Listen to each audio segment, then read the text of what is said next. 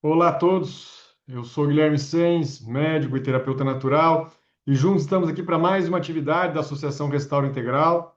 Hoje nós vamos fazer mais um estudo em nossa capelania. Hoje nós vamos estudar um pouquinho sobre a harmonia existente entre os dois concertos, as duas alianças. O fim aí do chamado dispensacionalismo e o reino de Deus. Vamos juntos estudar mais uma vez? Eu vou convidar você a juntos nós orarmos nesse momento. Vamos orar a Deus? Oremos. Ó Santo Deus, amante e querido Senhor, louvado Pai, Deus de amor, em Cristo Jesus nós nos achegamos agora, clamando que abra o meu entendimento, abra o entendimento de cada um que aqui conosco está nesse estudo. Ajude-nos a aprender o que quer nos ensinar, Senhor. Que nós possamos, ao entender da tua lei, da aliança que quer fazer com os teus filhos, da tua palavra, ao contemplarmos a Cristo Jesus revelado em cada um desses, possamos, ó Pai, aprender de ti, nos aproximarmos de ti e glorificarmos o teu nome. Livra-nos do mal, dá-nos do teu Espírito, o mesmo Espírito que inspirou os sagrados profetas, os santos profetas, a escreverem as Escrituras, para que nós possamos também, ó Deus de amor, ser guiados por esse Espírito. É em nome de Jesus que oramos, agradecidos. Amém. Vamos então aqui já estudar um pouquinho mais sobre esse tema. Vamos estudar sobre a harmonia dos dois concertos.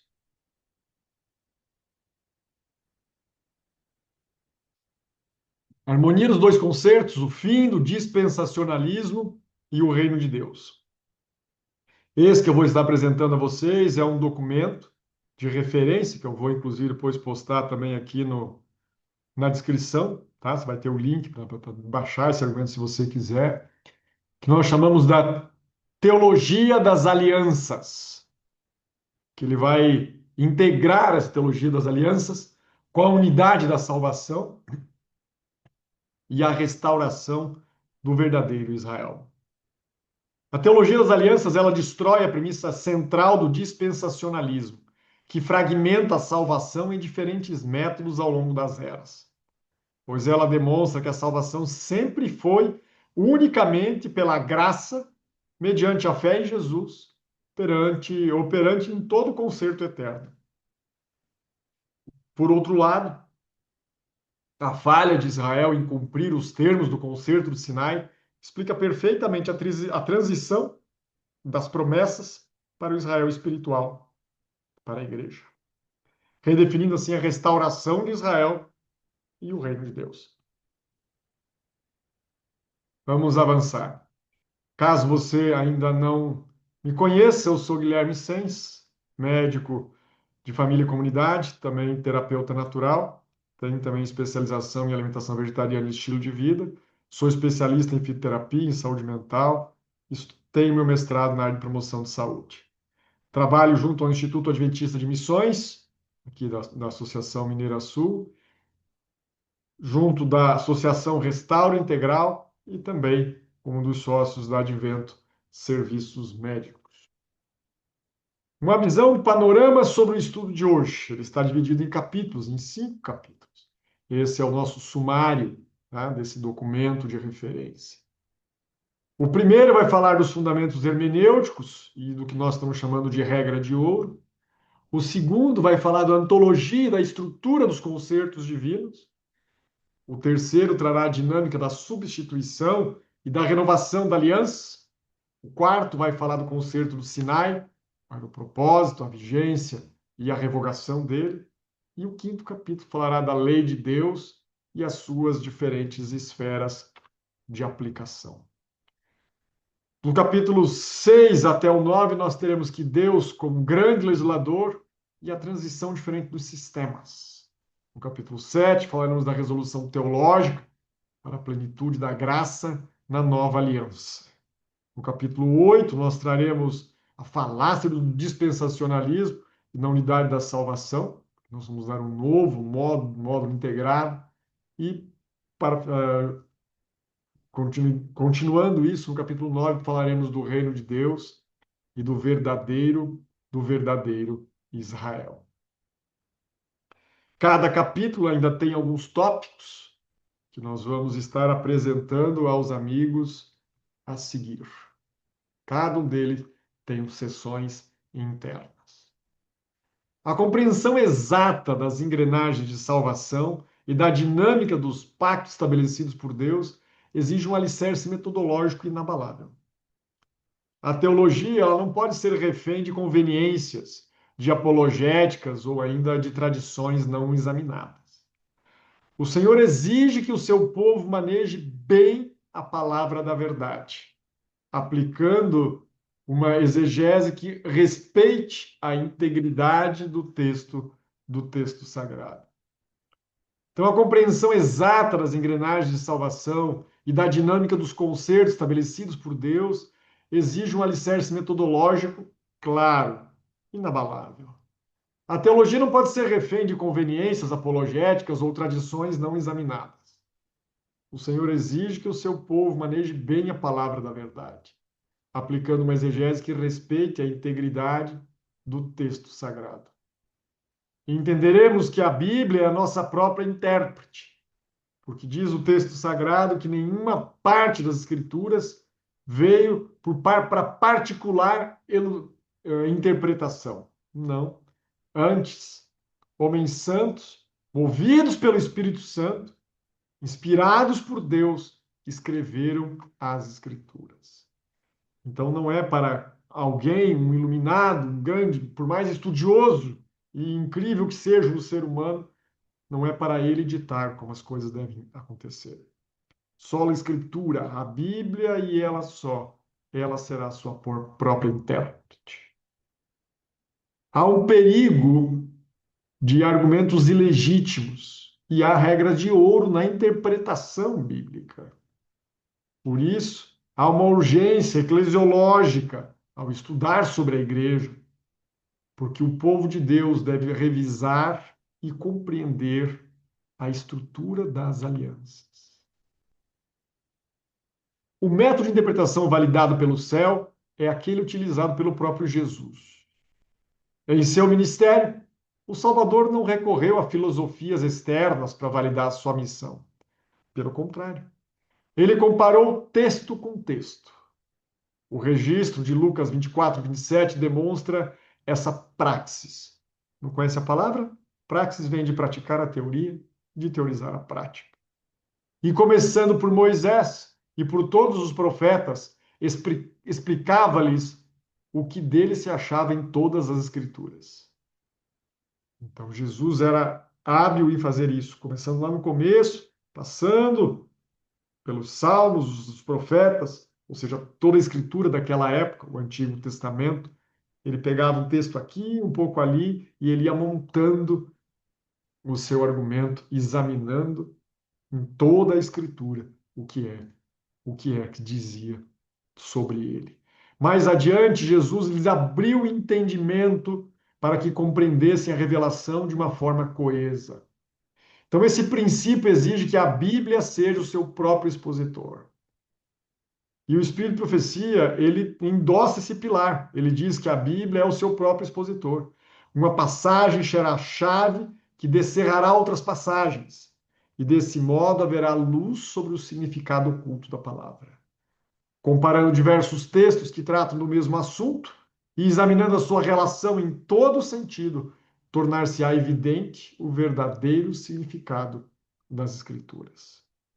Portanto, o edifício teológico que construímos sobre as alianças não depende de inferências místicas, mas da justa posição rigorosa da revelação de Deus. Há um perigo de argumentos ilegítimos, e Deus proíbe o uso desses argumentos falsos ou artificiais. Há uma urgência em defender as doutrinas e não os autoriza a torcer a mecânica das alianças. A propósito, se você quiser, no final, ao disponibilizar as escrituras, eu vou mostrar onde é que estão cada citação, tá? Botei aqui em números, porque vou depois trazer o texto para você e você consegue encontrar todas elas. É importante que, ao defender as doutrinas que consideramos artigos fundamentais da fé, nunca nos permitamos o emprego de argumentos que não sejam inteiramente retos. Eles podem fazer calar um adversário, mas não honra a verdade. Devemos apresentar argumentos legítimos que não somente façam silenciar os oponentes, mas que suportem a mais acurada e prescrutadora averiguação. Não se trata de vencer nos debates e mostrar que somos melhores. Se trata de sermos defensores da verdade, a verdade bíblica.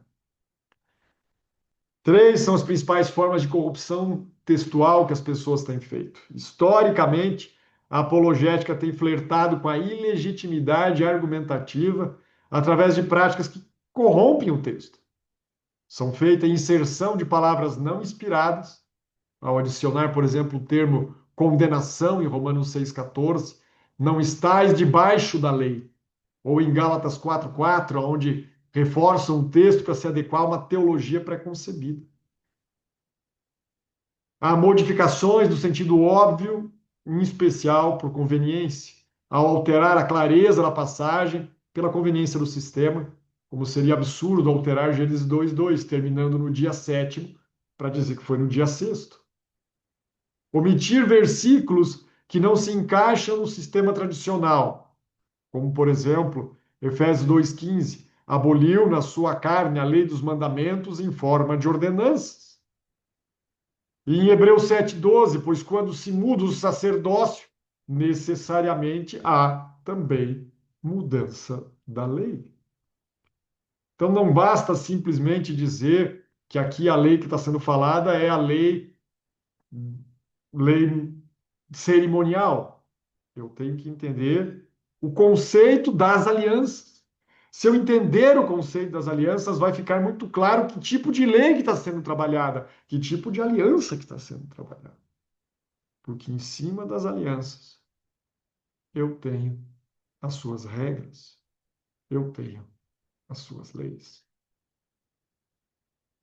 Nesse princípio hermenêutico inviolável, a linguagem da Bíblia deve ser explicada de acordo com o seu óbvio sentido, a menos que seja empregado um símbolo ou uma figura. Não há necessidade de retirar uma casca para alcançar o miolo de um significado místico ou secreto que apenas os iniciados podem descobrir. A Escritura interpreta a Escritura, texto com texto, sem filosofias externas, sem misticismo, sem conveniência apologética. Não há necessidade de retirar uma casca para alcançar o miolo. Apenas devo prosseguir. Porque o povo de Deus deve revisar, então, a compreensão sobre as alianças, primeiramente para amar a Deus com todo o seu coração, com todo o nosso entendimento.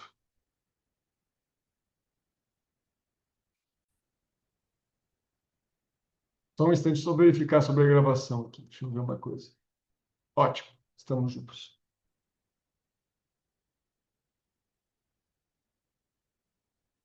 Então, nós precisamos entender a urgência de entender como a igreja precisa entender o tema das alianças, para que eu possa, ao amar Deus de todo o meu coração, entender qual é a minha parte nessa aliança.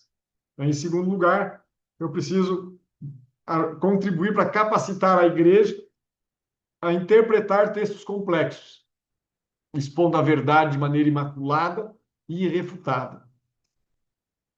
A estagnação doutrinária, ela é um perigo fatal, porque ela traz uma falsa segurança de que a teologia pacificada pela tradição, ela produz uma letargia que o céu reprova.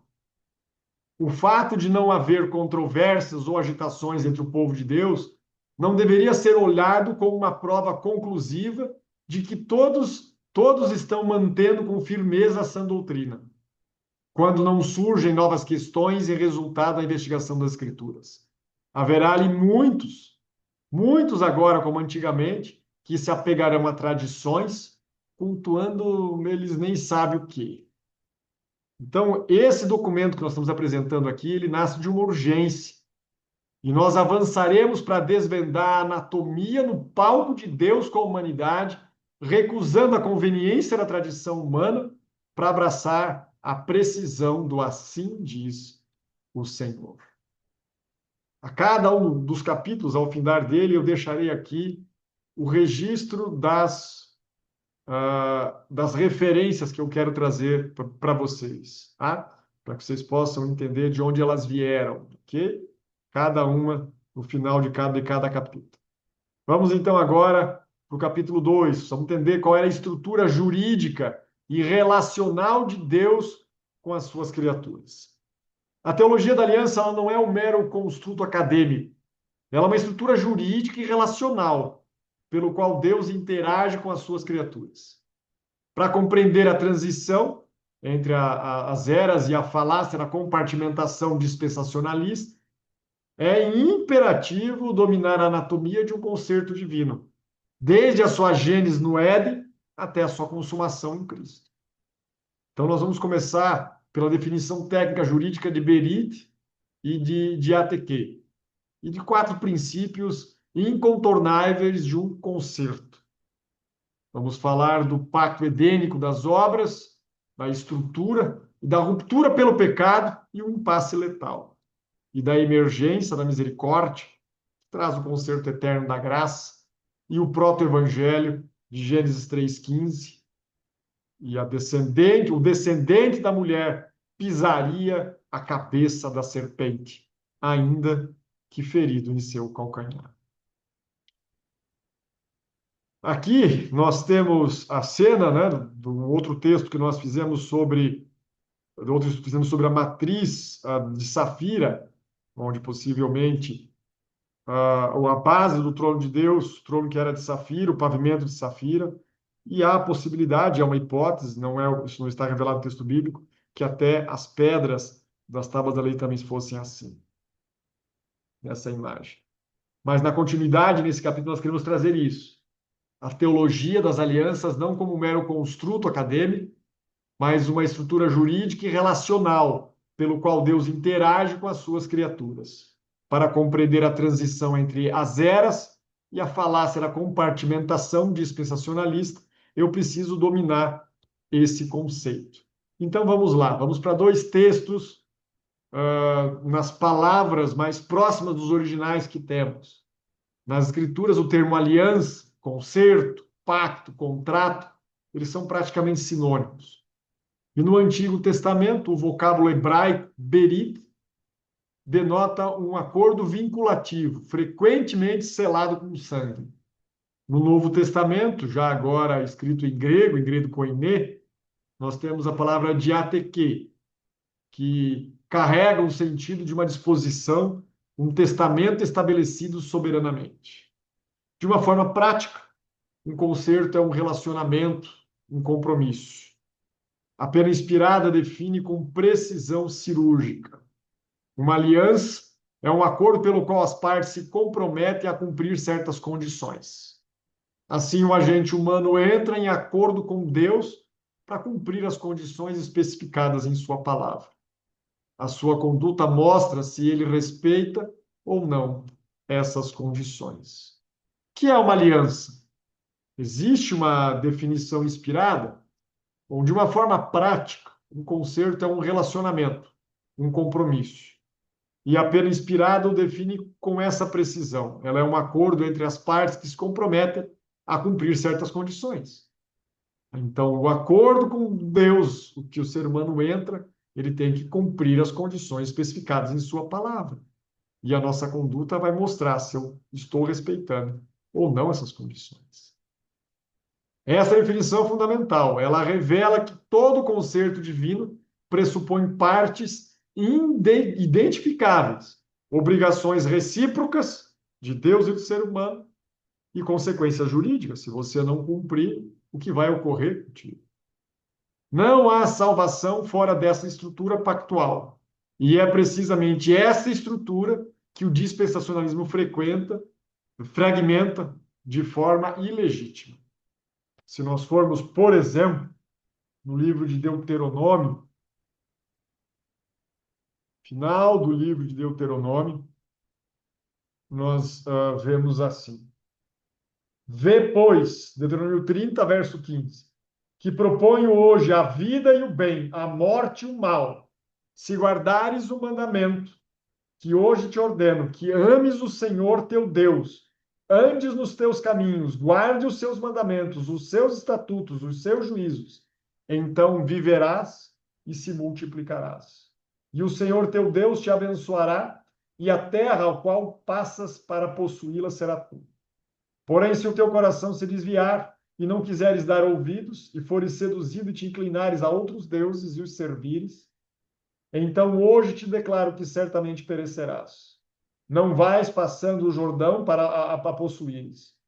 O céu e a terra tomam hoje por testemunhas contra ti, que te propus a vida e a morte, a bênção e a maldição. Escolhe, pois, a vida, para que vivas tu e a tua descendência, amando o Senhor teu Deus, dando ouvidos à sua voz e apegando-se a ele, pois disso depende a tua vida e a tua longevidade, para que habites na terra que o Senhor, sobre juramento, prometeu dar aos teus pais, Abraão, Isaque e Jacó. Esse é um princípio fundamental. E é precisamente essa estrutura que nós queremos aprender para nos livrarmos dos enganos, como, por exemplo, do dispensacionalismo, e para entendermos o que é o evangelho eterno, dito, por exemplo, em Apocalipse 14, versos 6 e 7. Há princípios básicos do concerto divino. Para que esse concerto seja validado no tribunal do universo, ele opera sobre 4 princípios básicos incontornáveis, tá? Depois eu apresento aí qual que é a referência número 1 desse capítulo. Um acordo mútuo, estabelecido entre 2 ou mais partes, nesse caso, o Criador e a criatura, Deus e a humanidade. Obrigações e direitos, cada parte possui deveres a cumprir e direitos a reivindicar. E uma vinculação exclusiva. O contrato possui força de lei. Ele vincula, então, apenas sobre os pactuantes, aqueles que faziam uma aliança. E há uma multa contratual, a consequência penal estipulada em caso de quebra das cláusulas desse contrato, dessa aliança. Antes da entrada do pecado, Deus firmou com Adão o que a teologia histórica frequentemente designa de um pacto das obras ou concerto edênico. A estrutura desse acordo era imaculada. Nós lemos, por exemplo, em Oséias 6:7, que revela a tragédia cósmica. Eles transgrediram a aliança com Adão. Eles se portaram aleivosamente contra mim. Como Adão transgrediu a aliança, Israel transgrediu a aliança. Então, Adão tinha uma aliança com Deus. E ao pecar, Adão ativou a multa contratual. A destruição do casal seria o curso estrito da justiça, ele devia morrer. Eles não poderiam exigir perdão ou misericórdia, pois não havia cláusula de misericórdia prevista nesse contrato original.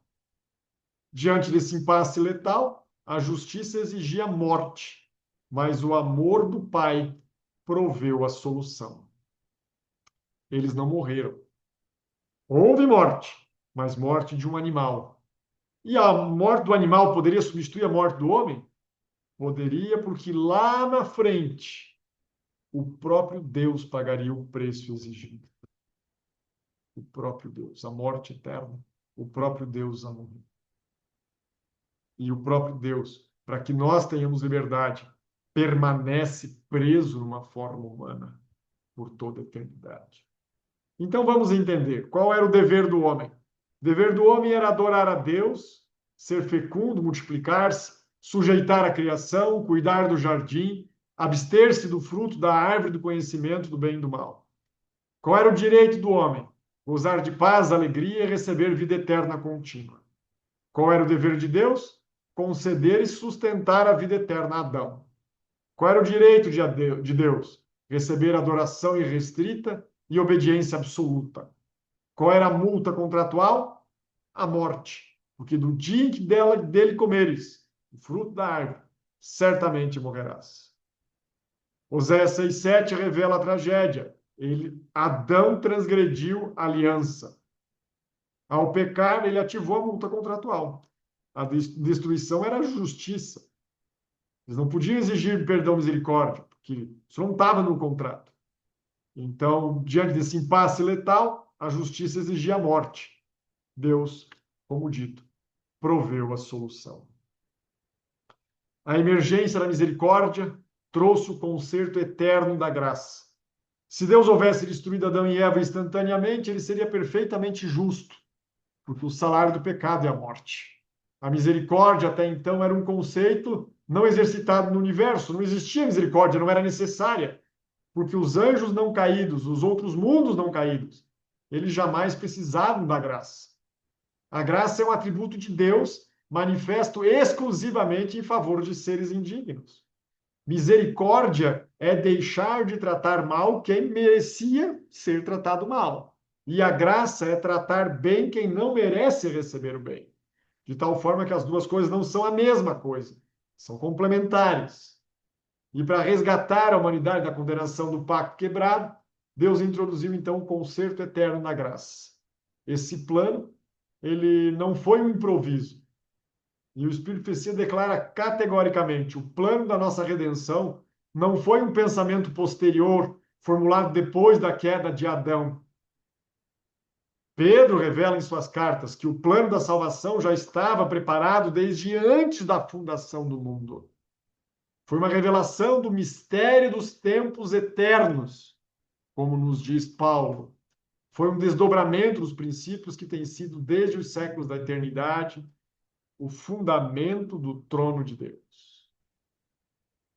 Na fórmula de Gênesis 3,15, que já mencionei aqui aos amigos, o descendente da mulher pisaria a cabeça da serpente, porque a serpente levou a queda.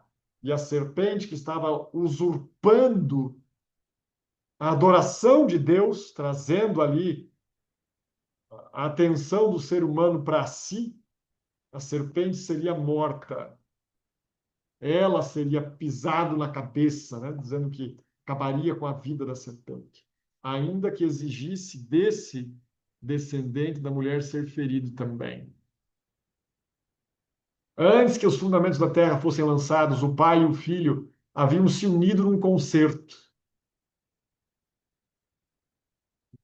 E esse novo pacto, ele reestruturou a relação divina com a humanidade decaída. Os deveres do homem continuam ser a obediência integral, agora capacitada pelo Espírito Santo. E a multa continua a ser a morte. Contudo, a grande novidade ontológica é a inserção do termo misericórdia. A vida eterna, ela passa a ser oferecida como um dom gratuito de Deus, baseado no mérito de um fiador, Cristo Jesus, o descendente da mulher que pisaria a cabeça da serpente. O Senhor apresentou esse concerto eterno imediatamente após a queda, em Gênesis 3,15, prometendo que o descendente da mulher esmagaria a cabeça da serpente. Adão e Eva foram cobertos com vestes de peles e, consequentemente, um cordeiro foi morto, então houve morte naquele dia, para poder servir de veste de peles para o primeiro casal. O primeiro sacrifício aconteceu e ele apontava a Jesus Cristo, o cordeiro que absorveria a multa contratual, transferindo a sua vida imaculada para a conta do pecador arrependido. Não para qualquer pecador, mas para o pecador arrependido. O pacto foi quebrado, a misericórdia divina foi apresentada e o concerto da graça foi firmado. A graça existe desde a queda de Adão. A transição do pacto das obras para o conceito eterno da graça é o eixo central de toda a história da redenção. E é um dos grandes erros da humanidade manter-se no pacto das obras. Entender o concerto, a aliança, o contrato eterno da graça, esse é o grande foco do nosso estudo até aqui. Vamos avançar. A substituição penal e o mecanismo pactual do intercâmbio. Que tipo de intercâmbio foi esse? A teologia da salvação repousa inteiramente sobre a eficácia do conserto eterno, cuja mecânica central é a substituição penal e a imputação da justiça. Para que a humanidade caída não fosse fulminada pela justa ira de Deus, o Pai e o Filho ativaram um mecanismo pactual de intercâmbio, garantindo que a misericórdia triunfasse sem violar a lei cósmica. O intercâmbio histórico foi esse: o homem desobedece, merece a morte; Cristo obedece, merece a vida. Ele faz então uma permuta estipulada no concerto eterno. Jesus assume o lugar do pecador e morre por ele. O fio condutor da promessa, as renovações de Adão até João Batista, provam a unicidade do caminho salvífico. A ratificação do concerto eterno, sangue sagrado, cumprimento pleno, quando Jesus diz: está consumado, tetelestai. Tetelestai é a palavra, tá? Em hebraica, está consumado, está feito, está pago. A dívida está paga. A teologia da salvação repousa inteiramente sobre a eficácia do concerto eterno, da aliança eterna. Aqui está concerto, aliança, contrato, isso é tudo falado como sinônimos, ok? Cuja mecânica central é a substituição penal e a imputação da justiça. É uma justiça imputada, não é nossa, nós não temos. Para que a humanidade caída não fosse fulminada pela justa ira de Deus, o Pai e o Filho ativaram um mecanismo pactual de intercâmbio, garantindo que a misericórdia triunfasse e não houve violação da lei de Deus. A essência do Evangelho reside na permuta estipulada no concerto eterno. A equação do Éden era clara: o homem desobedeceu, atraindo sobre si a morte. Em contraste absoluto, Cristo assumiu a natureza humana, se esvaziou de si mesmo, obedeceu integralmente à lei de Deus e, por mérito inquestionável, conquistou o direito à vida. Na dinâmica da substituição, ocorre no cruzamento dessas duas realidades. O Filho de Deus absorve a multa contratual do homem e a morte e a maldição, que eram elas, enquanto transfere para o homem o seu direito contratual, que é a vida eterna.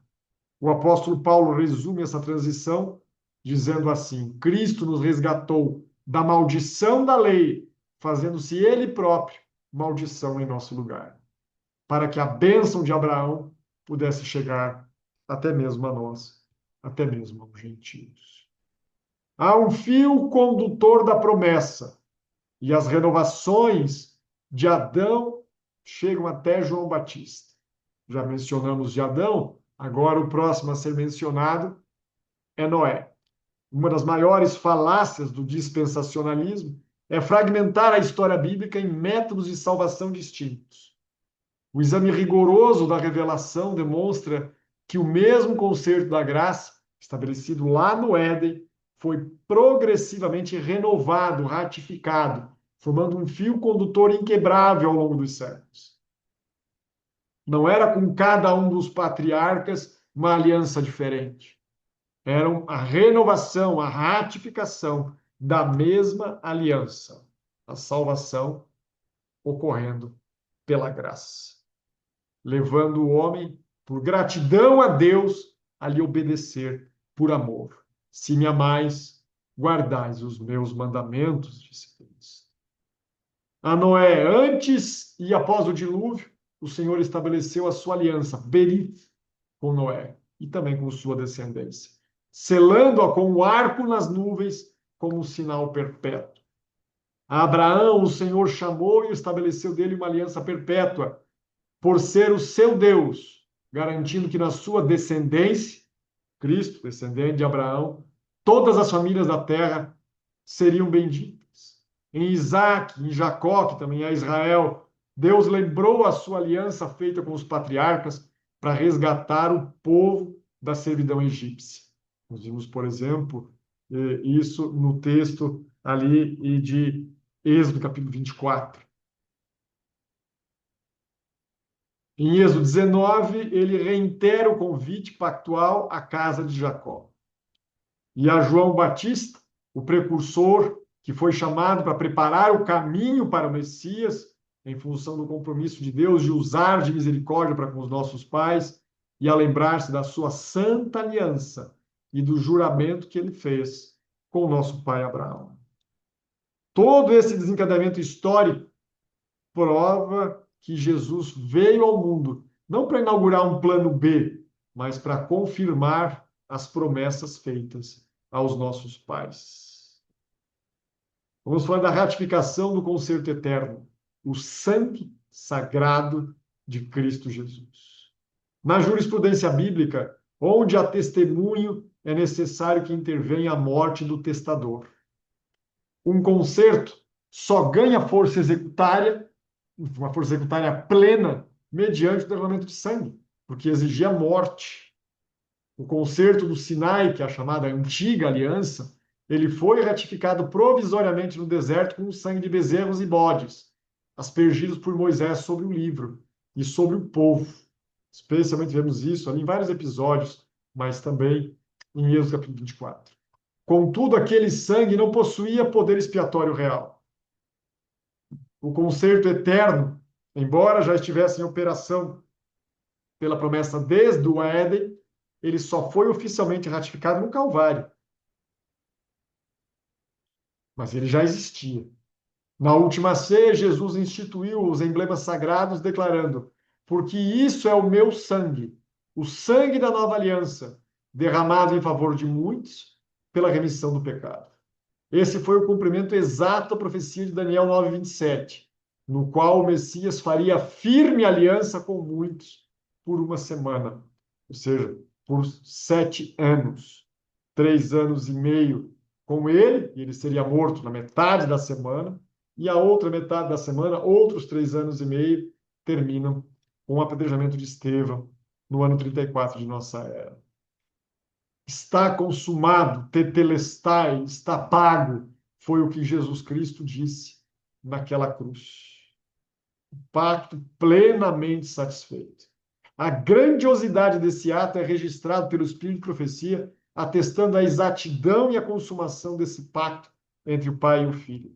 Antes que os fundamentos da terra fossem lançados, Pai e Filho se haviam unido num concerto para redimir o homem. Se ele fosse vencido por Satanás, havia uma solução. Haviam se dado as mãos num solene compromisso de que Cristo se tornaria o fiador da raça humana. Esse compromisso cumpriria Cristo, quando sobre a cruz soltara ele o brado: está consumado. Ele se dirigia ao Pai. O pacto estava plenamente satisfeito. Está pago. Eu paguei a dívida. A justiça divina foi satisfeita e o pacto se desenrolou historicamente, fulminando qualquer base para a fragmentação dispensacionalista. Vários são os trechos aí, os textos que nós destacamos nesse capítulo, tá?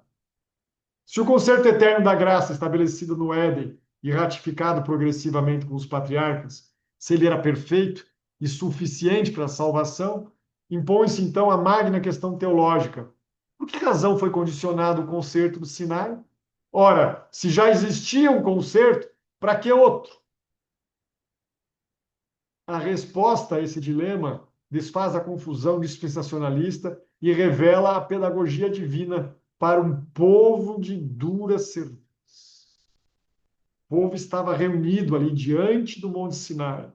Havia aquela coluna de fogo que os protegia do frio durante a noite, e aquela coluna de fumaça que os protegia do calor escaldante do sol durante o dia.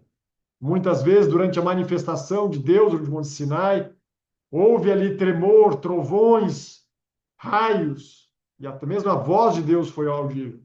E o povo preferiu, com medo, se esconder e dizer para Moisés ir para o alto do monte. Era um povo de dura serviço, acostumado com a força do látego dos seus algozes, né, dos feitores de escravos lá do Egito. O contexto do Egito, a obscuridade espiritual que eles viveram ali durante os mais de 400 anos em que foram escravizados. As grandes realidades perdidas. Aquelas 4 que vimos perdidas. O contexto da aliança havia se perdido. Houve uma falha deles na antiga aliança. Houve uma ausência da cláusula de graça e do poder regenerador. A função pedagógica do aio, descrito em Gálatas 3 e 4, a lei lhes seria por aio, que deveria então lhes ensinar.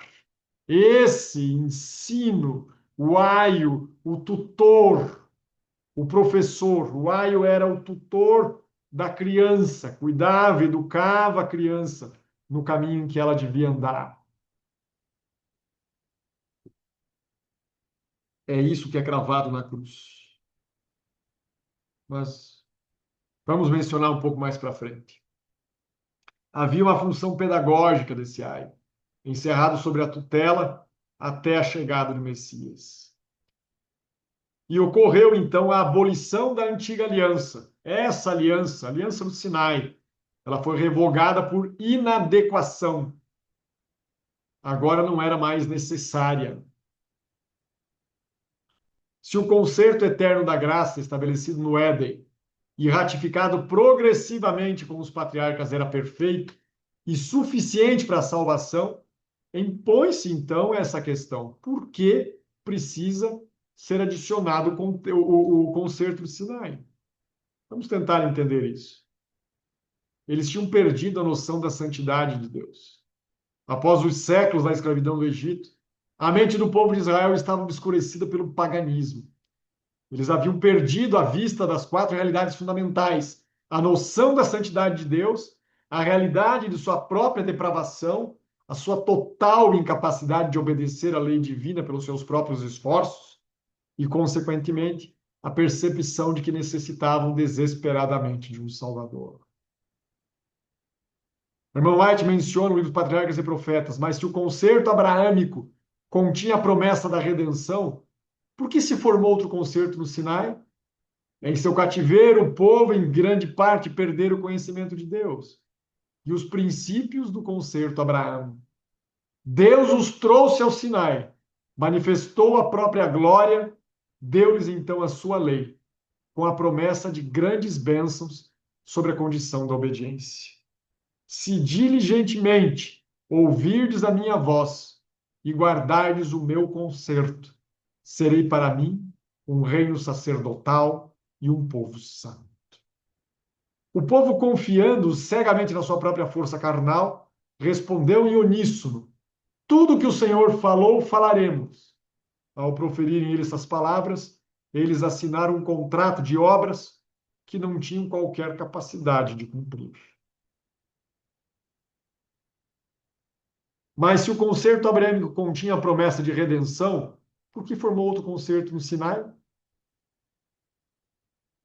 O povo, confiando cegamente na sua força carnal, respondeu desse jeito e selaram assim a sua condenação pedagógica. O defeito do concerto do Sinai não residia nas leis em si mesmas, pois a lei de Deus é santa, justa e boa, mas na estrutura pactual desprovida de graça e na natureza corrompida dos pactuantes. Nesse contrato específico, não havia previsão de misericórdia ou de poder regenerador para a mente. A severidade desse pacto é expressa nas palavras do anjo que os guiava: não perdoará as vossas transgressões. Se o israelita quisesse obter a vida eterna exclusivamente através do concerto do Sinai, ele não poderia pecar uma única vez. Uma vez violada a lei, o contrato exigia a morte. Paulo explica brilhantemente essa falha em Romanos 8:3, porque o que era impossível à lei, visto que estava enfermo pela carne, Deus, enviando o seu próprio Filho, em semelhança de carne do pecado, pelo pecado condenou o pecado da carne. O instrumento era inadequado para lidar com o pecador obstinado, pois faltava-lhe o poder do Espírito Santo para vivificar. Longe de ser um meio de salvação, o concerto do Sinai funcionava como um espelho implacável em uma prisão pedagógica. O apóstolo Paulo, em Gálatas 3, ele utiliza a figura do pai da Gogos, né, do ai bem dali. o aio ou tutor escravo que conduzia a criança à escola. Mas antes que viesse a fé, estávamos sob a tutela da lei e nela encerrados, para essa fé que de futuro havia de revelar-se. De maneira que a lei nos serviu de aio para nos conduzir a Cristo, a fim de que fôssemos justificados por fé. Quando os israelitas percebiam que não conseguiam cumprir as exigências da santidade de Deus e que o concerto do Sinai os condenava irremediavelmente, eles eram forçados a olhar o sistema sacrificial que apontava para Jesus. E ao refugiar-se nos braços do concerto eterno, aquela promessa feita com Abraão, onde havia perdão e regeneração. A antiga aliança foi a ferramenta divina para destruir a autoconfiança humana. Uma vez que o Messias veio e ratificou o concerto eterno com seu próprio sangue, o concerto do Sinai, a antiga aliança se torna obsoleta e foi formalmente revogada. O autor de Hebreus expõe essa transição numa clareza cristalina, porque se aquela primeira aliança tivesse sido sem defeito, se de maneira alguma estaria sendo buscado lugar para a segunda. E de fato, repreende-os e diz: Eis que vem os dias, diz o Senhor, em que firmarei nova aliança com a casa de Israel e com a casa de Judá. A nova aliança, que na verdade ela é o concerto eterno, prometida no Éden, ela imprime a lei na mente e no coração, garantindo o perdão dos pecados. Cláusulas ausentes na antiga aliança. A conclusão apostólica é inescapável. Quando ele diz nova, torna antiquada a primeira. Ora, aquilo que se torna antiquado e envelhecido está prestes para desaparecer. Assim, todo o pacote normativo administrativo sobre a forma de decretos rigorosos e ordenanças exclusivas de separação nacional foi abolido na cruz, pois se revogar a anterior ordenança por causa da sua fragilidade, da fraqueza e inutilidade, porque a lei nunca aperfeiçoou coisa alguma, e por outro lado se introduz esperança superior, pela qual nos achegamos a Deus. E por favor, se você acha que eu estou falando isso aqui para dizer que a lei foi abolida, aguarde e veja que as coisas não são bem assim. Vamos avançar. A lei de Deus, qual que é a esfera de sua aplicação? O calcanhar de Aquiles da grande parte da apologética moderna reside na tentativa de fragmentar a lei para explicar os textos de Paulo. Diante de declaração como de Cristo, que Cristo é o fim da lei, ou não estáis debaixo da lei, muitos teólogos criaram uma chave hermenêutica artificial, divisão entre a lei moral e a lei cerimonial. Embora essa distinção seja didática, em certos contextos, não em todos, para muitos ela vale, mas em certos contextos ela é insuficiente para explicar a mecânica da abolição do concerto do Sinai. Então há uma falsa dicotomia, os mandamentos, os estatutos e os juízos versus o moral e o cerimonial. A justificativa tradicional, a justificação tradicional, frequentemente argumenta que Paulo, ao falar da lei que foi abolida, referia-se exclusivamente à lei cerimonial, enquanto a lei moral, os 10 mandamentos, permaneceria intacta. Contudo, essa explicação força o texto bíblico. Por que força? Porque essa expressão não aparece no texto. Ela tem que ser introduzida nele. E acaba operando um pacote normativo único e indivisível. No Sinai, o Senhor entregou a Moisés mandamentos, estatutos e juízos. Era um sistema orgânico, onde a moralidade, a ritualística e a jurisprudência civil estavam entrelaçadas em um único contrato jurídico. Quando no Novo Testamento declara que a antiga aliança, a lei de Moisés, foi abolida, ela refere-se à revogação de todo esse pacote contratual, e não apenas a uma das suas partes. Então, é um pacote normativo único, a lei moral e a cerimonial em ambos os concertos. Se todo o pacote do Sinai foi abolido, a lei de Deus deixou de existir? Não, de modo algum. O grande erro teológico é presumir que apenas o concerto do Sinai possuía leis morais ou cerimoniais. O concerto eterno, a nova aliança, também possui o seu próprio pacote de normas e também de cerimônias. No concerto do Sinai, a antiga aliança, nós temos a lei moral, os 10 mandamentos escritos em pedra. E temos a lei cerimonial, o sacrifício de animais, as festas anuais, a circuncisão literal. Já no concerto eterno da nova aliança, nós temos uma lei moral, os mesmos 10 mandamentos, mas agora escritos na mente e no coração pelo Espírito Santo. Nós temos a lei cerimonial, o batismo, a santa ceia, o lava-pés, a ordenação de pastores, a unção de enfermos e até mesmo a circuncisão do ouvido e a circuncisão do coração, que também existia no tempo do Antigo Testamento e que volta a ser usado no Novo Testamento. Inclusive, se desejar, nós temos um estudo feito sobre a questão da circuncisão no tempo do Novo Testamento, comparando com a circuncisão no tempo antigo, tá? Que nós entendemos como sendo que nós entendemos ser uma boa ideia que os amigos vejam aqui no nosso canal esse estudo sobre a circuncisão. Portanto, quando a Bíblia diz que o concerto do Sinai passou, significa que aquele formato codificado, limitado ao povo judeu e sem cláusula de graça, foi encerrado. A moralidade divina transitou intacta para a jurisdição da nova aliança, assumindo agora um caráter espiritual. O fim dos dogmas e das ordenanças, tá? E se você, antes de eu continuar, se você acha que isso vem da cabeça do Guilherme, do Restauro, não tem nada a ver com isso. Isso vem da palavra de Deus.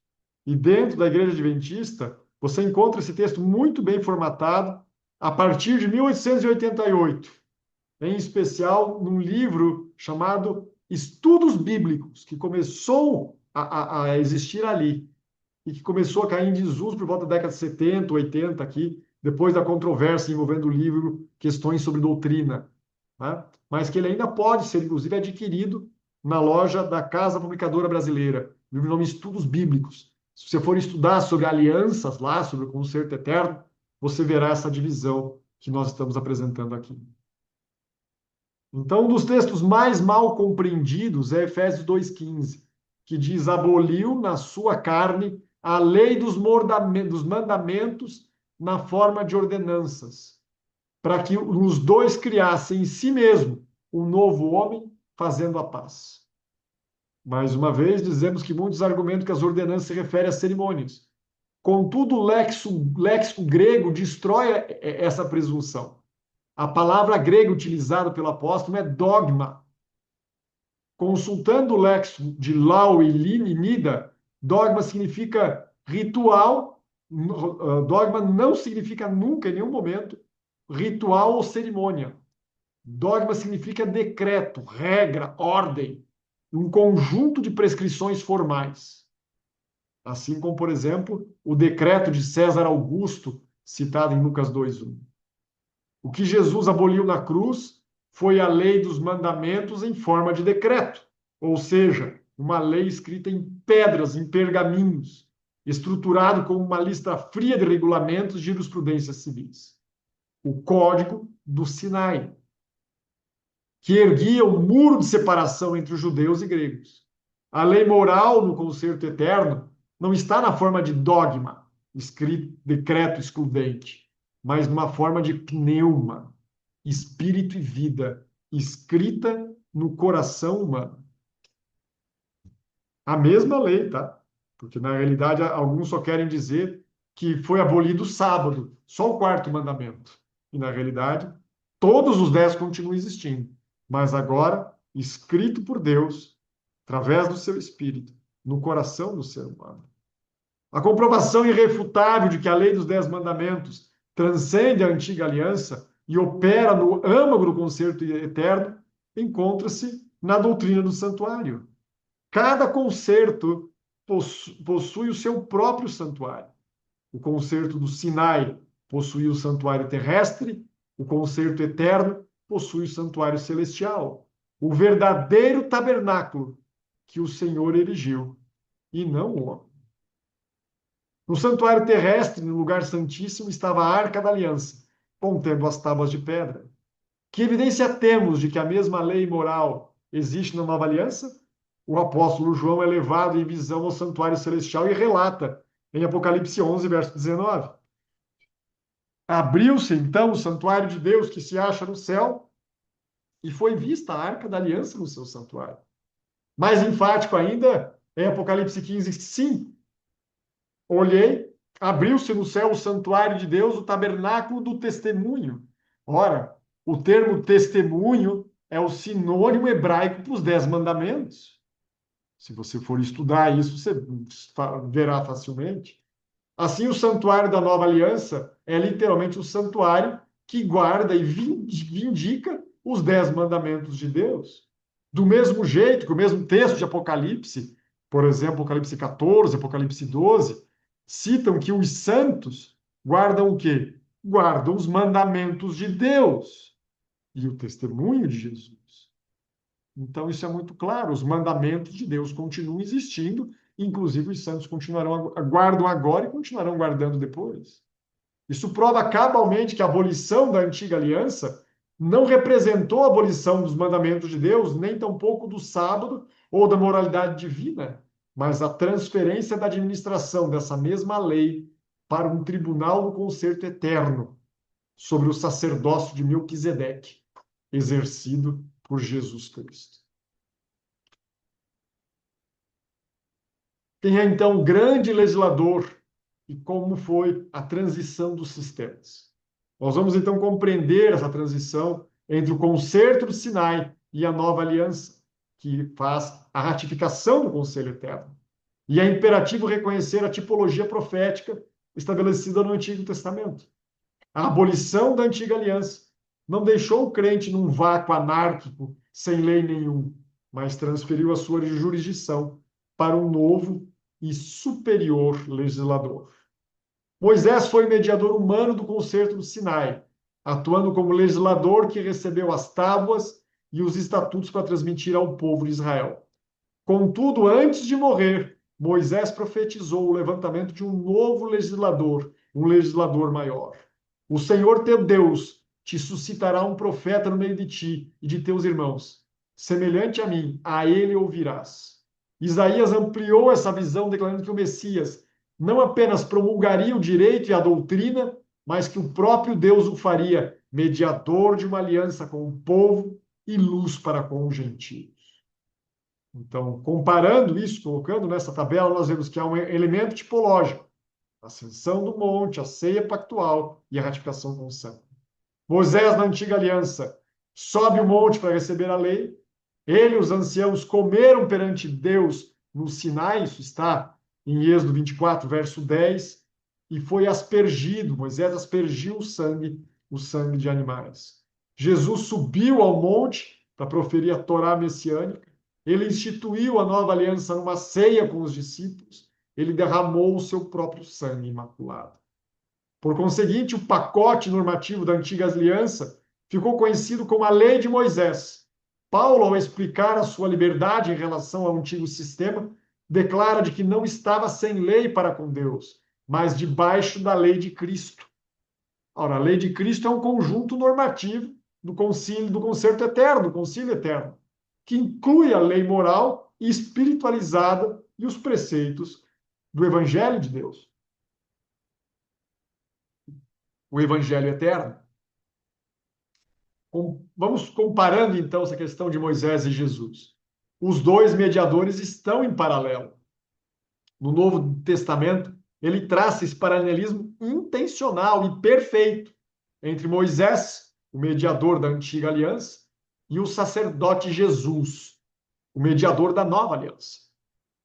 Cada elemento do ministério de Moisés aponta tipologicamente para o ministério superior de Cristo. Cada um deles, como nós vimos. Moisés sobe o Sinai para receber a aliança, Jesus subiu ao monte para proferir a sua Torá messiânica, o Sermão do Monte. Moisés e os anciãos comeram perante perante Deus no Sinai, e Jesus institui a nova aliança numa ceia com seus discípulos. Moisés aspergiu o sangue de animais, Jesus derrama o seu próprio sangue. Então há um pacote normativo da antiga aliança, conhecido como a Lei de Moisés, que Paulo declara que não estava sem lei, mas debaixo dessa lei de Cristo. No Sermão do Monte, Jesus assume a sua posição de grande legislador. Ele não repete a lei de Moisés de uma forma mecânica. Ele as avalia, as espiritualiza e, com a autoridade divina, altera o seu formato de aplicação através da fórmula: ouviste o que foi dito aos antigos, eu, porém, vos digo. Nessa transcrição para a lei de Cristo, nós observamos três movimentos distintos na forma de conduta. Os ensinamentos são ampliados, o Sinai proibia o assassinato literal, Jesus amplia para proibir a ira e o insulto. O Sinai proibia o adultério consumado, Jesus condena a intenção impura no coração. Há ensinamentos reduzidos também. Moisés permitiu o repúdio, o divórcio por várias causas. Jesus reduz essa permissão a uma única causa: relações sexuais ilícitas. E há ensinamentos revogados. A lei de Moisés exigia olho por olho. Jesus revoga essa norma ordenando a não resistência. O juramento é abolido. De modo nenhum jureis. Esse movimento prova que o código legislativo estrito do Sinai estava sendo substituído por princípios expansivos e espirituais do concerto eterno. Um dos textos mais mal aplicados na apologética tradicional é Mateus 5, 17 a 18. Não penseis que vim revogar a lei aos profetas. Eu não vim para revogar, eu vim para cumprir. Muitos utilizam esse texto para afirmar que nenhuma vírgula da lei de Moisés foi alterada, ou que entra em conflito direto com Efésios 2,15 e com Hebreus 7,12. Lá diz isso. E uma exegese do idioma original, que é o grego koiné, vai desfazer essa contradição. A expressão a lei ou os profetas é uma expressão judaica, expressão idiomática, que não se refere apenas aos 10 mandamentos, mas a toda a escritura do Antigo Testamento. Quando Jesus diz revogar, ele está dizendo que não significa que ele vem destruir completamente, desmontar, arruinar ou derrubar, como a destruição de um edifício. Jesus declara que a sua missão não é arruinar, combater, descredibilizar as escrituras do Antigo Testamento. Ele vem para cumprir, ele vem para encher, ele vem para dar um sentido completo, para fazer acontecer, para chegar até a meta estabelecida. Jesus veio preencher a lei com sentido espiritual pleno e cumprir perfeitamente as suas exigências. No verso 18, ele acrescenta: nenhum i ou um tio jamais passará da lei até que tudo se cumpra. A lógica gramatical é clara. I ou tio eram as menores expressões gráficas no tempo de Cristo. É como se dissesse ponto ou vírgula nos nossos dias, na nossa forma de escrever. A lei pedagógica mantém-se até atingir o seu propósito, o cumprimento em Cristo. Como Paulo confirma, de maneira que a lei nos serviu de aio para nos conduzir a Cristo. Mas, tendo vindo a fé, já não permanecemos subordinados ao aio. Assim, o concerto do Sinai, o aio, cumpriu seu papel e passou. A moralidade divina, no entanto, ela foi cumprida, elevada à sua máxima espiritualidade e instalada no coração do crente sob o superior lei de Cristo, que é, porque Jesus é o mediador da maior aliança, também ocorre uma maior lei nele. Se você pensar uma mulher com atenção impura, cometeu adultério. Se você falar raca para seu irmão, tolo, sem, algo que justifique, você é culpado por assassinato. Jesus falou já no propósito, no pensamento, algo muito maior do que existia na antiga aliança. A abolição do concerto de Sinai não deixou o crente órfão de diretrizes. Ele inaugurou a plenitude da administração do concerto eterno, ratificando no sangue de Cristo. E essa transição ela transporta a igreja do tribunal implacável da justiça retributiva para o trono da graça capacitadora, onde a lei de Deus não é anulada, mas finalmente cumprida através aí do Espírito Santo, que nos prepara, que nos capacita. Então, o ministério da morte e da condenação, no qual a letra exige, mas não capacita, o véu permanece, se você não consegue ver. Assim era na questão do Sinai. Já no Calvário, que faz essa transição, Cristo absorve a multa contratual, o véu do templo se rasga e o concerto eterno é então ratificado com sangue. Na nova aliança, o trono, Deus assume o trono do nosso coração e passa a exercer o senhorio. E por isso ele é nosso Senhor e nós somos seus servos e lhe obedecemos. E fazemos isso agora movidos pelo amor. A lei é então escrita no coração, através do ministério do Espírito e da justiça de Cristo. E a graça que justifica também é santificadora. Porque Jesus morreu e derramou o seu sangue, não apenas para perdão dos pecados, mas também para a purificação de todas as nossas injustiças. Nos diz João, 1 João capítulo 1, verso 9. A mais magistral exposição bíblica sobre a superioridade da nova aliança encontra-se em 2 Coríntios 3. O apóstolo Paulo estabelece um contraste definitivo entre a mecânica da operação do concerto do Sinai e do concerto eterno. Ele define a antiga aliança como o ministério da morte, gravado com letras em pedras, e o ministério da condenação. Enquanto a nova aliança é exaltada como o ministério do Espírito e o ministério da justiça. A antiga aliança, ministério da morte. Externo, frio, gravado em pedra, o ministério da condenação. A letra mata e exige sem capacitar. Uma glória transitória presa ali no véu de Moisés. Já na nova aliança, é o ministério do Espírito, escrito nos corações, ou portanto interno e vivo, é o ministério de justiça, vivificado pelo Espírito, que nos capacita para obedecer aos mandamentos que estão escritos em nosso coração. Os 10, os mesmos 10. A glória permanente e crescente. Por que a letra mata? Porque o código escrito em pedras exigia obediência absoluta de seres decaídos, mas não lhes fornecia o poder necessário para obedecer. A caducidade da letra, era dito, se refere a um sistema de regras externas que apenas aponta o pecado, condena o infrator e aguarda a execução da pena. Em contraste, o triunfo do concerto eterno reside na promessa de que o próprio Deus escreve na sua lei, não em tábuas de pedra, mas em tábuas de carne, isso é, nos corações. A religião deixa de ser uma conformidade mecânica a uma lista restrita de pode ou não pode e passa a ser uma simbiose divina, onde o crente serve em novidade de espírito, onde nós somos transformados, como nos diz o texto, que eu vou convidar você a abrir, 2 Pedro, capítulo 1, um dos meus textos favoritos da Bíblia, 2 Pedro, capítulo 1, versos 3 e 4. Visto como pelo divino poder, está falando de Cristo, seu divino poder de Jesus, nos têm sido doadas todas as coisas são todas elas, não falta nada, que conduzem à vida e à piedade, pelo conhecimento completo daquele que nos chamou para a sua própria glória e virtude, pelas quais nos têm sido doadas as suas preciosas e muito grandes promessas, para que por elas nos torneis coparticipantes da natureza divina, liberto das paixões, das corrupções que há no mundo.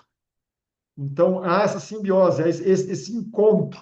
O ser humano deseja a libertação, clama por um libertador e o recebe em sua plenitude. E o Espírito prepara, capacita para que nós nos tornemos coparticipantes da natureza divina e sejamos libertos das paixões e corrupções que há no mundo, através do ministério de Cristo e da intercessão do Senhor Jesus por nós. Paulo, também descrevendo sobre essa simbiose divina-humana, ele descreve ali em Filipenses essa combinação. E ele vem falando que Jesus fez, em Filipenses 2, verso 5. Ele se esvazia, mesmo tendo forma de Deus, ele se esvazia, não tem por usurpação sendo igual a Deus. Ele assume a forma de servo, se torna a semelhança de homens, reconhecido em figura humana, e a si mesmo se humilha, tornando-se obediente até a morte e morte de cruz. Assim, pois, é para nós fazermos o quê? Permanecermos fiéis, não só na presença de Paulo, dos líderes, mas também na sua ausência, desenvolvendo a nossa salvação com temor e tremor. É para nós desenvolvermos, há uma parte humana, é uma simbiose, há uma parte humana, e não é, mas não é de qualquer jeito, conforme eu quero. Por isso que tem uma lei, que tem normas. Por isso eu sigo com temor e tremor. É a vontade de Deus que eu tenho que obedecer, não a minha. porque Deus é quem efetua em nós tanto querer como realizar segundo a sua vontade. É uma simbiose divina-humana. É isso que faz a santificação. Jesus, ele é Deus, e como Deus, ele cumpriu completamente a sua obra, 100% perfeita. E ele morreu por quantos? Por todos. Mas se Jesus morreu por todos, porque só alguns terão a vida eterna? Porque nem todos fazem a sua parte nessa simbiose, que é a santificação. O que Jesus fez na cruz, uma obra 100% divina, sem participação humana, além de condenar a Cristo à cruz, foi tirar a condenação do pecado do mundo. O que ele fará novamente quando voltar, uma obra divina sem participação humana, apenas de Deus, será a glorificação, transformando o que é corruptível em incorruptível, o que é mortal em imortal. Nós chamamos isso de glorificação. Porém, a segunda parte da salvação é a santificação, que é um componente divino humano. O ser humano tem uma parcela. E é por isso que nem todo mundo se salva, a maior parte se perde. Jesus diz que é para nós entrarmos pela porta estreita, andarmos no caminho estreito, mas são poucos que entram por ela. Já o caminho largo, a porta larga, muitos ali vão. E por isso se perde. Nós temos que entender essas relações. Há um componente humano.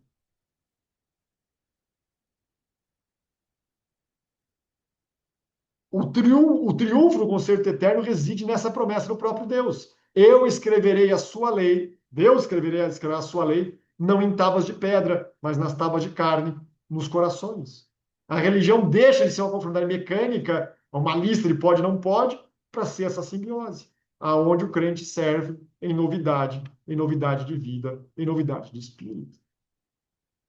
Vamos entender esse contraste com 2 Coríntios 3. Paulo, em 2 Coríntios 3, estabelece um contraste mais definitivo das Escrituras entre os dois concertos. Cada elemento da antiga aliança é contrastado com o seu correspondente superior da nova. O ministério da morte, gravado em letras de pedra, e o ministério do Espírito, escrito em tábuas de carne nos corações. O ministério da morte é o ministério da condenação e o do Espírito da justiça. A letra mata, o Espírito vivifica. A glória é transitória, o véu de Moisés, a glória permanece, é permanente e é crescente. Regras externas sem poder regenerador e essa simbiose divina servindo em novidade de espírito. Por que a letra mata? Porque o código escrito em tábuas de pedra exigia obediência absoluta de seres decaídos, mas não lhes fornecia o poder necessário para obedecer. Já o triunfo do concerto eterno, ele reside na promessa de que o próprio Deus escreveria a sua lei, não em tábuas de pedra, mas em tábuas de carne, isso é, nos corações. Ali, no coração, o duplo propósito da graça ficou, então, incomensurável. A tensão existente entre a lei e a graça, tão debatida na academia teológica, ela é resolvida pela compreensão do duplo propósito da graça do concerto eterno. O profeta Jeremias, ao anunciar a ratificação futura desse pacto, detalhou as duas cláusulas de misericórdia que faltavam no Sinai. A santificação, que é a regeneração da mente. Na mente lhes imprimirei as minhas leis, também no coração lhes inscreverei. A graça não apresenta, não apenas declarada do pecador justo, mas habilita a viver de uma forma justa.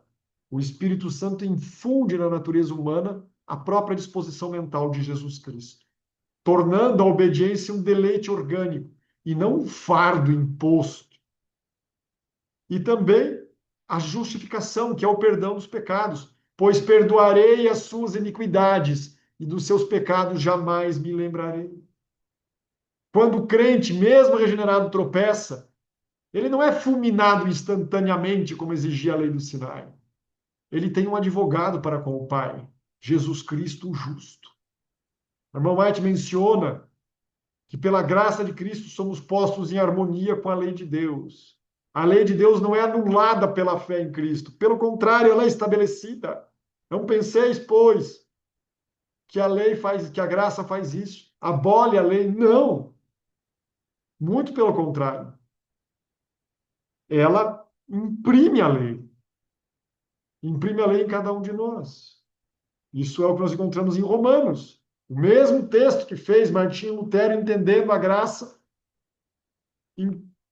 o convenceu a entender a justificação pela graça, a justificação pela fé, e mudar e escrever as suas 75, 95 teses.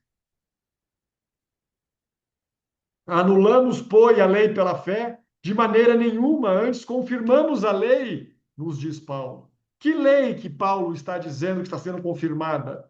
Se a lei não existisse. A mesma lei moral de Deus, os mesmos mandamentos do Senhor, impressos agora nas tábuas de carne do nosso coração. A graça, portanto, é a própria energia divina que perdoa o fracasso do pecado do passado e impulsiona o triunfo do futuro. Para usufruir dos termos de misericórdia do concerto eterno, o crente não pode se relacionar com o seu próximo utilizando um código do concerto do Sinai. A antiga aliança operava com base num juízo implacável, olho por olho, pagar o talento de prata ou morrer. Jesus ilustrou severamente essa incompatibilidade na parábola do credor incompassível. O rei, que representado ali, que representava Deus, perdoa uma dívida impagável ao seu servo, que é a graça da nova aliança. Contudo, esse servo sai e exige justiça retributiva, estrita de um conservo seu, como na lei no Sinai, e se recusa a perdoar. O veredito do rei é terrível. Servo malvado, eu te perdoei aquela dívida toda. Não devia você igualmente compadecer-se do seu conservo? Então o entrega aos verdugos. Por quê? Porque é por gratidão a Deus que lhe obedecemos. Se me amais, guardai os meus mandamentos, disse Cristo em João 14, verso 15 e no verso 21. Se um crente, ele exige justiça impiedosa, ele expõe-se a um juízo sem misericórdia, pois o juízo é sem misericórdia para com aquele que não usou de misericórdia. Ora, no concerto eterno é mandatório espiritualizar a lei e expandir o seu princípio de amor. Não basta não matar fisicamente, é preciso amar o inimigo. Não basta não adulterar, é preciso purificar o coração. Senhor, Deus tem misericórdia de nós e transforma-nos. Deus exige que os partícipes da sua aliança final operem no mais elevado nível de maturidade moral, uma misericórdia triunfante. Dá-nos, pois, do teu Espírito, ó Santo e Soberano Senhor. Começar a entender agora a falácia do dispensacionalismo e da unidade que existe na salvação. A arquitetura teológica dos concertos divinos demonstra que o Senhor jamais operou com múltiplos planos de salvação ou com métodos redentivos fragmentados. Contudo, a escatologia moderna tem sido severamente contaminada por um sistema hermenêutico que estilhaça a unidade das Escrituras, chamada dispensacionalismo. Inclusive, aqui no canal, ali no espaço da classe bíblica, nós temos um estudo só sobre a aliança e o dispensacionalismo, que nós convidamos você a estudar para ter maior profundidade. Compreender e refutar esse modelo é vital para a preservação da verdadeira eclesiologia do remanescente. O dispensacionalismo ele foi concebido no século XIX, a partir das ideias de John Nelson Darby, e massificado no meio evangélico pela Bíblia de referência Scofield. Ela é um sistema interpretativo de herança futurista. A sua premissa central postula que Deus delineou propósitos ontologicamente distintos e paralelos para o Israel literal e para a igreja, separando-os para sempre em compartimentos estanques, chamados dispensações. O epicentro do erro dispensacionalista reside na violência exegética cometida contra a profecia de Daniel 9, para sustentar a separação entre Israel e a igreja. Esse sistema amputa a 70ª semana das outras 69, inserindo um hiato temporal arbitrário de mais de 2 milênios, a dita Era da Igreja. Vamos tentar entender aí a ginástica textual que destrói Daniel 9. Eles afirmam que após o arrebatamento secreto da igreja, Deus retomará o relógio profético para Israel, inaugurando 7 anos de grande tribulação, e retornando aos rudimentos da dispensação da lei. Essa ginástica textual destrói o fato de que Jesus, o Messias, já cumpriu cabalmente a promessa de fazer firme aliança para com muitos por uma semana, fazendo cessar o sacrifício e a oferta na metade dessa mesma 70ª semana profética, ao derramar, ali nos 3 anos e meio do final do seu ministério, o seu sangue no Calvário. A exegese do apóstolo Paulo no Novo Testamento aniquila completamente a dualidade do dispensacionalismo. Em Romanos 11, ao utilizar a metáfora da oliveira, Paulo não apresenta duas árvores distintas, uma para Israel e outra para a igreja, mas uma única árvore, enraizada onde? No conceito eterno. Os ramos naturais dos judeus que foram quebrados sofreram esse corte exclusivamente devido à sua incredulidade face a Jesus Cristo, e não para que o Senhor iniciasse um plano alternativo. Paralelamente, os gentios foram enxertados contra a natureza da mesma oliveira, participando da raiz e da seiva. A raiz e da seiva original, aquela original, o concerto eterno. A condição para pertencer à árvore é a mesma para ambos: a fé nos méritos do Cordeiro de Deus. Nem substituição, nem paralelismo, mas restauração. Como assinala com precisão a erudição teológica, tanto Israel como a igreja são alvos da mesma misericórdia do Deus Criador. Consequentemente, a igreja não se coloca ao lado de Israel, que seria o dispensacionalismo. Tampouco substitui, que é o chamado supersessionismo. A igreja apostólica restaura o Israel da fé e continua o Israel de Deus pela fé no Messias da profecia, e esperou com ansiedade a herança de Israel, a Nova Jerusalém. Assim, a igreja não é um parênteses na história humana, mas a continuidade orgânica do verdadeiro Israel de Deus, unido sobre o mesmo irrevogável concerto eterno, a mesma aliança. O perigo mais letal do dispensacionalismo é a corrupção do caráter de Deus. Ao afirmar que o Senhor tratou a humanidade sob o princípio de obras da lei do Antigo Testamento e sobre a graça no Novo Testamento, esse sistema insinua que o Pai mudou o seu método de salvação. Isso constitui um ataque frontal à imutabilidade divina, pois nele não pode existir variação ou sombra de mudança, nos é dito em Tiago.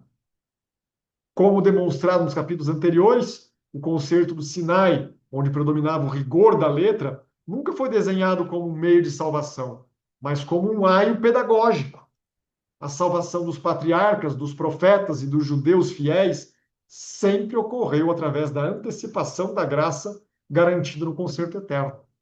Abraão creu em Deus, e isso lhe foi imputado por justiça. Portanto, a cruz de Cristo é o centro da convergência de toda a história. A divisão em dispensações salvíficas é uma ficção que gera uma falsa tensão entre a lei e a graça, desobrigando o crente moderno da obediência à lei moral, sob o pretexto de que a lei pertencia à era de Israel. Por que eles dizem isso? Porque eles querem justificar por que não é para guardar o sábado. Esse é o problema deles, o sábado.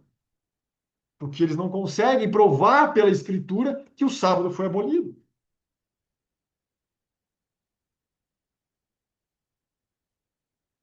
No concerto eterno, a igreja, que é o Israel espiritual, ele usufrui da graça abundante do Espírito Santo, precisamente para ser habilitada a cumprir a lei de Deus inscrita no seu coração. E se você quer estudar mais sobre o sábado, e a lei de Deus, e a graça, e a justiça de Deus, o juízo de Deus, eu te convido a fazer o nosso estudo bíblico mais aprofundado na nossa classe bíblica. Que Deus conduza. Mais as referências agora do capítulo 8. Vamos então para o capítulo 9, nosso último momento desse estudo.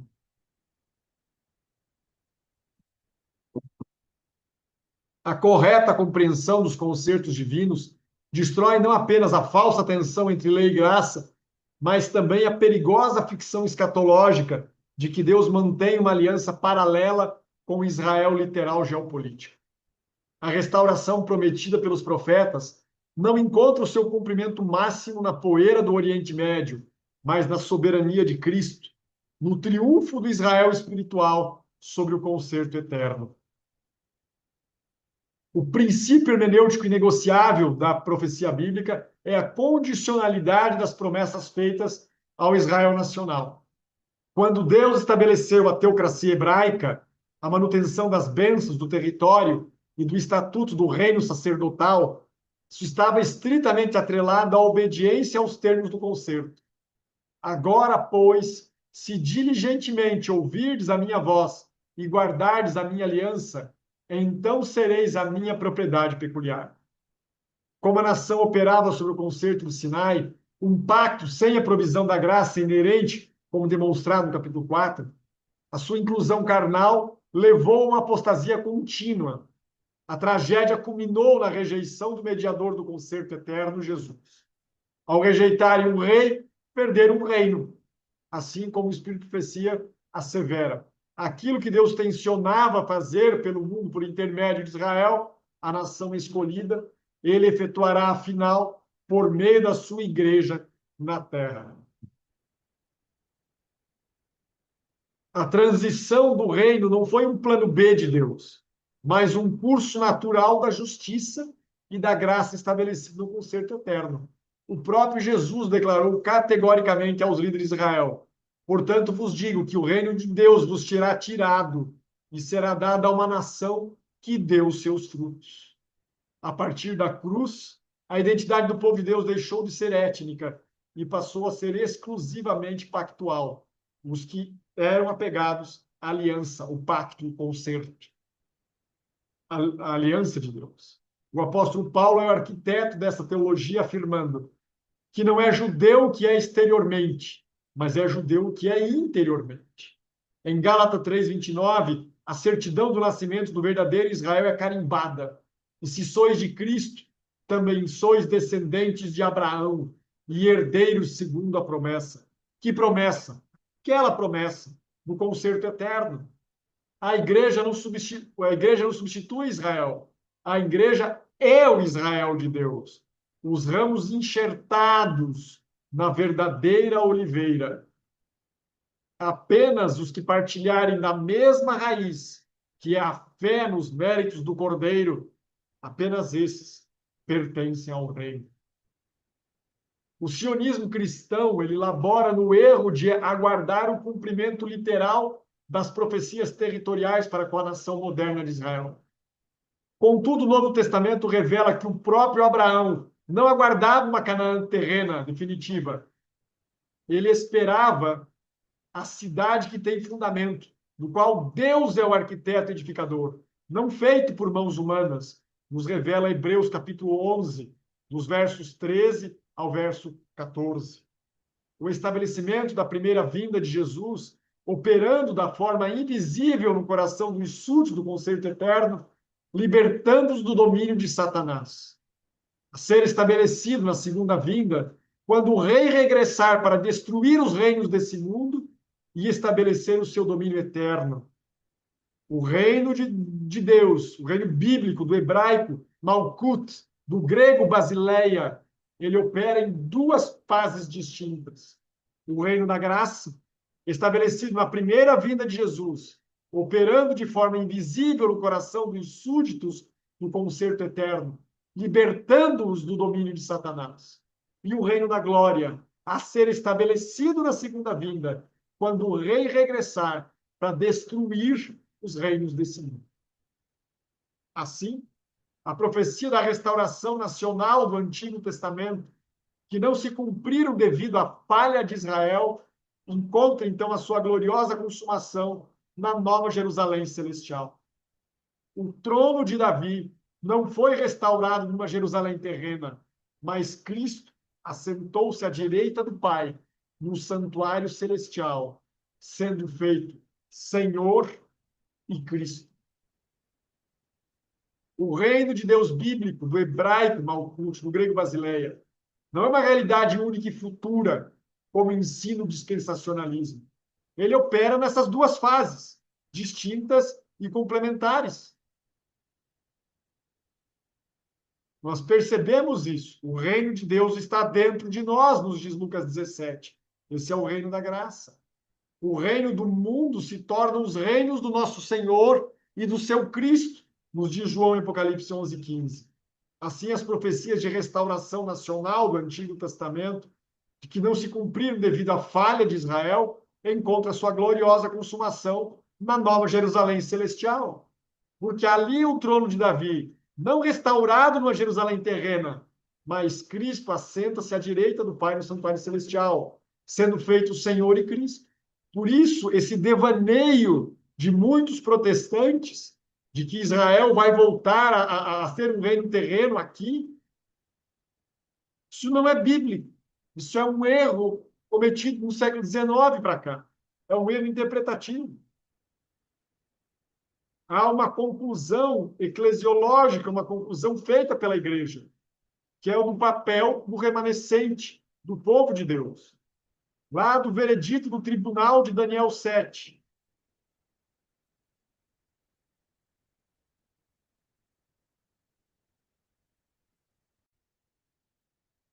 Então, vamos ver aqui. Então, a conclusão que nós temos é o papel do remanescente do povo de Deus em nossos dias. Então, o veredito do tribunal de Daniel 7 está lavrado. O ancião de dias proferiu a sentença a favor dos santos do Altíssimo. A devolução do reino não foi cancelada, ela foi apenas ajustada no tempo para que judeus e gentios, para todos eles, pela insondável graça, eles pudessem ser então enxertados na oliveira verdadeira. O papel do remanescente, e por extensão eclesiástica, até mesmo nós, não é olhar por uma instabilidade política no Oriente Médio, mas elevar os olhos ao santuário celestial. Nós vivemos na antessala da eternidade, operando sobre a totalidade da jurisdição da nova aliança. A lei de Deus, os 10 mandamentos, resplandecentes na arca do tesouro nos céus, enquanto o Espírito de Deus escreve esses mesmos preceitos em nosso coração. O nosso único labor é preparar um povo para que possa ter o caráter de Cristo, justificado pelo seu sangue e santificado pela sua lei de amor, aguardando assim confiantemente a manhã gloriosa em que ouviremos: vinde, benditos de meu Pai, e possuí por herança o reino que vos está preparado desde antes da fundação do mundo. Maranata, vem, Senhor Jesus. Da última parte, essas são as nossas referências, se desejar.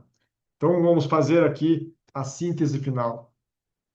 A harmonia dos concertos. Há um único Deus, um único povo, uma única salvação. O concerto eterno sempre foi pela graça, mediante a fé no Jesus, do Éden à Nova Jerusalém. O Sinai, o concerto do Sinai, ele foi revogado. O pacote normativo pedagógico cumpriu o seu papel e foi abolido na cruz, não a lei moral. O dispensacionalismo foi refutado. Não há múltiplos planos de salvação. A oliveira é uma só, a fé é a mesma. A igreja é o verdadeiro Israel de Deus, herdeira das promessas sobre o concerto eterno. Assim, o que diz o assim o que diz o assim diz o Senhor? Este é o nosso alicerce, a nossa defesa, a nossa esperança. Que o Espírito Santo ilumine cada mente para se debruçar sobre essas verdades, para a glória do Pai e do Filho. Maranata, vem, Senhor Jesus. Nós somos a Associação Restauro Integral, cujo lema Restaurados, Preparados, Consagrados expressam a unidade do ser humano e a necessidade do posicionamento nas 3 áreas. Assim prosseguimos. Que Deus os abençoe. Um abraço e até a próxima. Vamos orar? Oremos. Ó Santo, Santo e Eterno, nós lhe agradecemos pelo privilégio de sermos alcançados pelo plano da salvação que estava preparado desde antes da fundação do mundo. O nosso pecado, Senhor, não te pegou de surpresa. Antes, tu já provestes todas as coisas para que em Cristo Jesus nós possamos também ser transformados. Perdoa os nossos pecados, purifica o nosso coração e dá-nos do poder que vem do alto para sermos santificados em Cristo. Nós oramos agradecidos nos méritos dele para a libertação do mal, pois o nome de Cristo é o nome que está acima de todos os nomes. E ao ser o nosso Salvador, ele é o nosso intermediário, ele faz essa ligação que temos contigo e nos torna, ó Pai, mais que vencedores do mal nele e teus filhos, herdeiros do teu reino, da tua promessa. Muito obrigado. É nos méritos de Cristo que oramos, agradecidos, entregues. Amém e amém. Deus abençoe, meus amigos. Até a próxima. Opa!